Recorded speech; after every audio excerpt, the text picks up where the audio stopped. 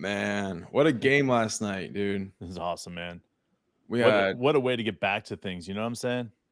yeah, we had one of the best rookie preseason duels we've ever seen. We might ever see. We will ever see for sure.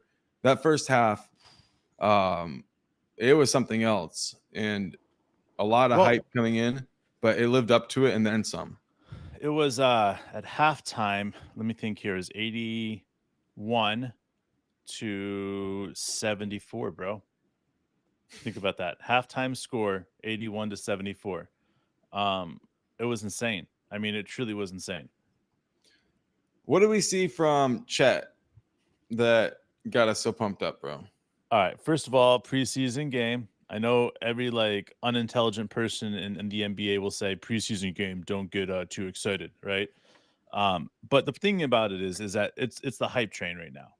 You know, like not to get too excited about a preseason game that we get to see Victor versus Chet play against each other is like, saying like taking you to a strip club and say, whatever you do, don't touch the titties.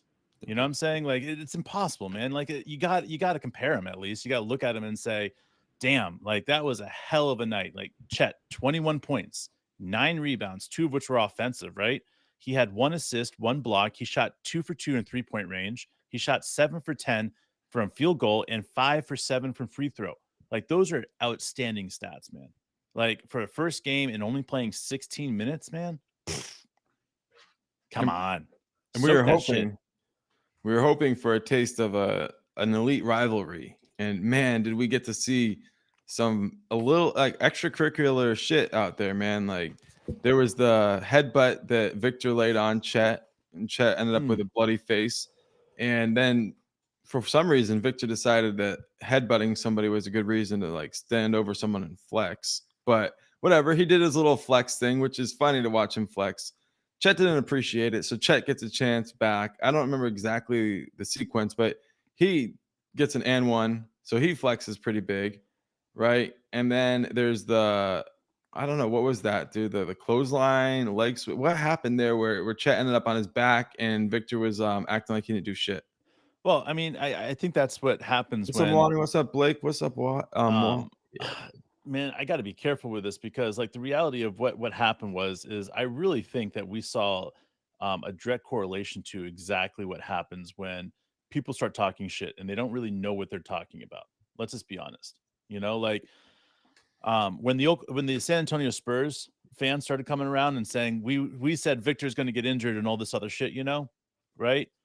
I like it was just noise. Like we never said any of that shit. We just said that if he doesn't protect himself, if he doesn't learn how to get stronger in certain areas, I mean, he's a 19-year-old kid. Of course we're going to say shit like this. But dude, there was that that one. level It was that that one level got play. amped up. That what we saw last night was not a normal game because of the what I believe was behind the scenes and being said. All those San Antonio fans, all the Karens out there, they're all like, oh my God, oh my God, oh my God. Repost, repost, repost. And you know that this shit's gone in front of these players. You know it. You know that these people are like all around saying, oh, yeah, yeah, yeah. These last storm dudes are idiots. Look at what they're talking about Victor. So you know that amped it up. As much as I say I don't want to have any, correlation to that, but it happened, like as much as we want to say it didn't happen at this moment, like Victor is pissed off about that. And he should be. Like people are, in his opinion, talking shit about him. He should be able to stand out there and say, fuck Oklahoma City. I didn't even know where Oklahoma City was on the map before I started playing for the San Antonio Spurs, because that should be his reaction. I just wish I had brought up Britney Spears, but anyway, we'll move on and we'll just like rock without. God, how did we forget to bring up Britney Spears, man? I think we should all That just was a move layup, on, man. We fucked that dude. shit up. But honestly, though, let's talk a little bit about Victor because I think everybody wants to hear us talk about Victor. Cool. His game is outstanding. He has some good passes.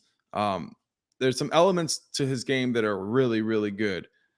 But I have this question in my head after that game where I'm thinking like, obviously his size is elite, right? And he's very athletic for his size and all that. But what does he do on the NBA court right now that's really at a high level? And after that game, like I know it's just one preseason game or whatever, but like it seems like his biggest strength is like the shooting the three. Like he likes to shoot that three. Am I wrong? No, you're right. I was just laughing because I was about to say his biggest strength was the cherry picking. cherry Right. picking. He got down. I mean, whether it's you want to call it getting down the floor, I felt like he had 3 or 4 steps on anybody else that was trying to get down the floor because he recognized the ball was in the air. Instead of rebounding, he got down the court. He didn't Which really focus again, on that's rebounding. guard mentality. Like I can't hate it. I don't hate guards, but when you are standing at 7'3" and you take yourself off of the offensive boards or off of the defensive boards, for a team like the Oklahoma City Thunder, you're going to fucking feast. And Chet feasted last night. He had 2 offensive boards in the 16 minutes. If he had played 30 minutes, he would have at least had 5 offensive boards because you can't play defense like that where you're not crashing the boards in the NBA. I get it. In the French league, by all means, cherry pick all you want, right? 4 versus 5, it works. But in the NBA, they'll learn how to pull that shit back out and make you suffer for it. So, All like, right. All and right. we got what 2 steals off of the trying to go fast break over top. So at that point, it didn't really work for them. They got 1, we stole 2. All right, that's what I want to hear from you. So let's get back to what we like about Chet.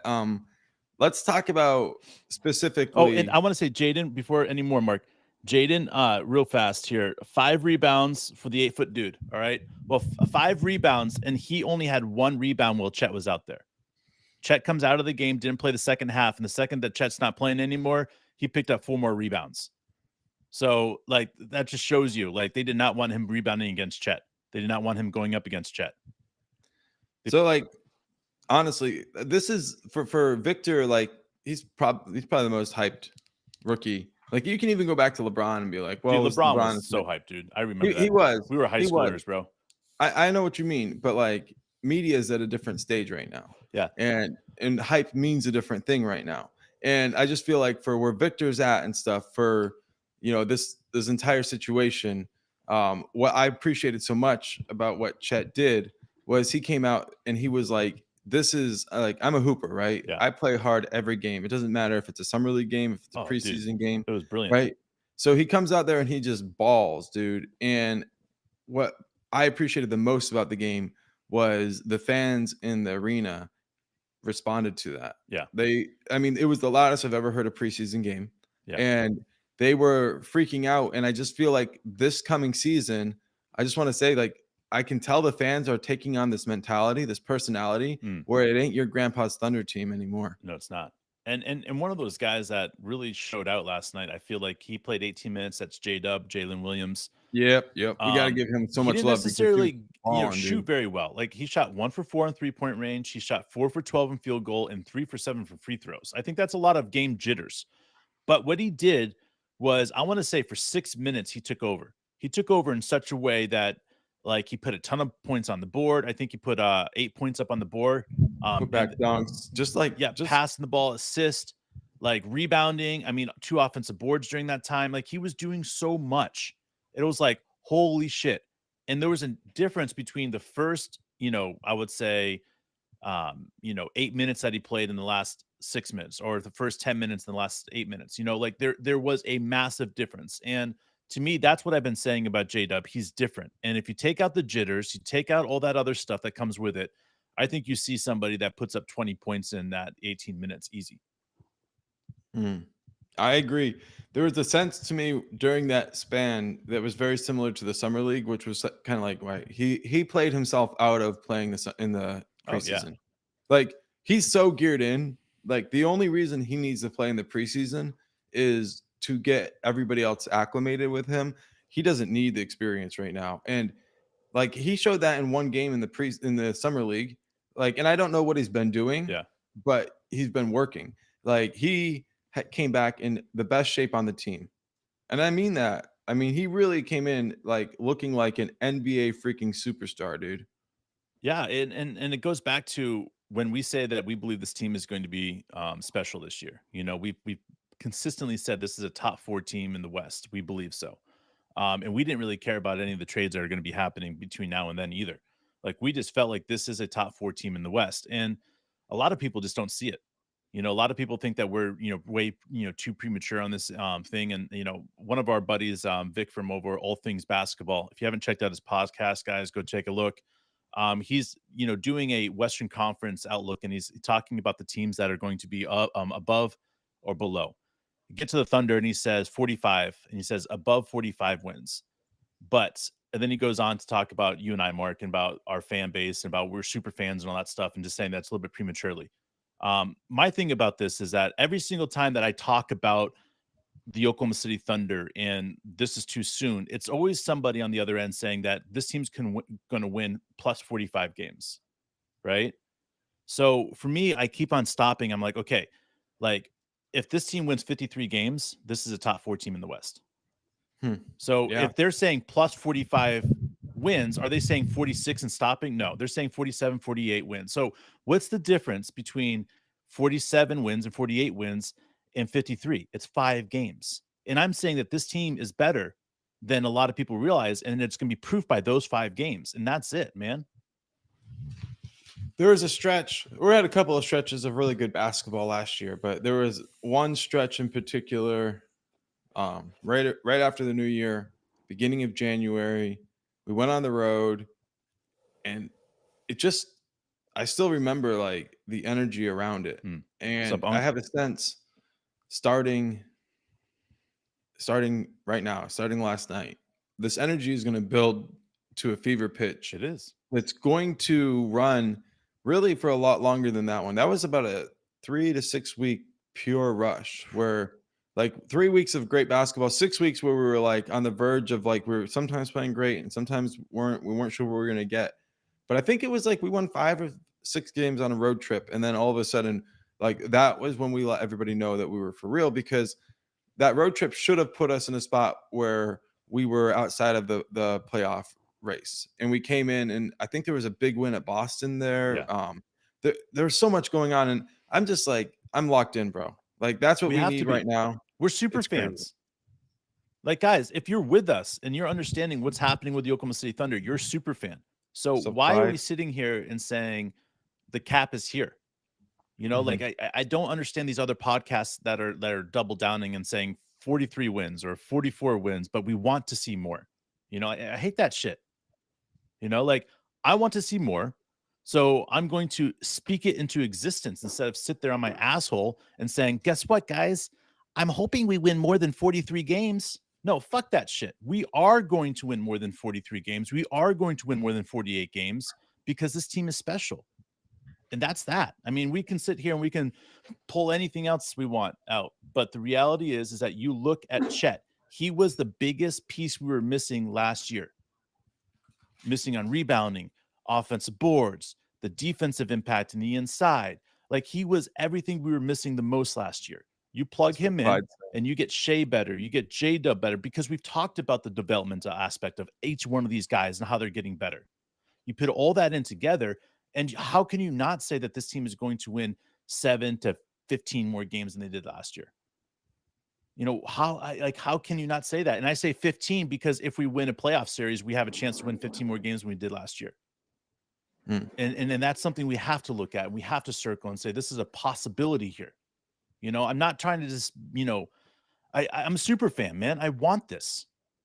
Dude, I want it too. And I'm ready to say it, dude. I think honestly, when you look at the depth we have, when you look at our youth, when you look at a player like Shea, who's clearly first team All NBA MVP candidate, you got like a guy like Chet, who's a rookie of the year candidate and defensive player of the year candidate out from the beginning.